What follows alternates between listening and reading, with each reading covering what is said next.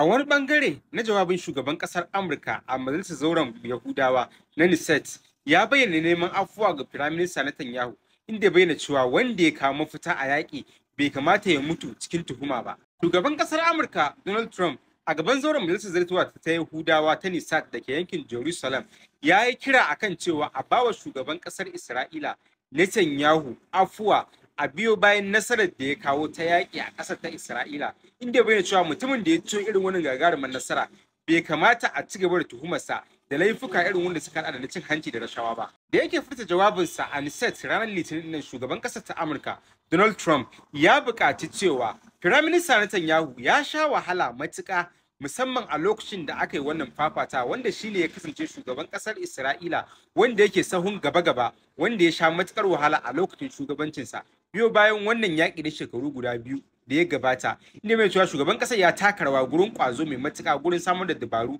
wanda su kai ga sakin waɗannan fursunoni. A bisa haka yana fatan cewa majalisar za ta sa baki gurin tabbatar da cewa an yi wa firaministan afuwa daga zargin cin hanci da rashawa da yake fitar da shari'o'i a cikin gidan na ƙasar Isra'ila. Yana mai cewa a halin yanzu lokaci ya yi da za a wuce matakin shari'a a buɗe sabon babi zuwa haɗin kai da kuma zaman lafiya. Na san Benjamin Netanyahu, sannan kuma na san irin sadaukarwarsa, na san irin matuƙar wahalar da ya sha a cikin wannan yaƙi na shekaru biyu, da yadda ya samo ƙudurin tsagaita wuta tsakaninsa da ƙungiyar mayakan Hamas. Mutumin da ya taimaka gurin kawo wannan zaman lafiya bai kamata a bar shi ya mutu ba cikin tuhuma, kamar yadda jawabin na shugaban ƙasar Amurka Donald Trump ya bayyana. Shugaban na Amurka ya ƙara da cewa afuwar siyasa ba wai rauni ba ce ba, face tana nuna haɗin kai tare kuma da yafiya. Sai dai jawaban nasa sun sha caccaka daga wasu daga cikin tsakar gidan ta Isra'ila, musamman a zauren da ya gabatar da wannan jawabi na Knesset, yayin da waɗansu suka zargi shugaban na Amurka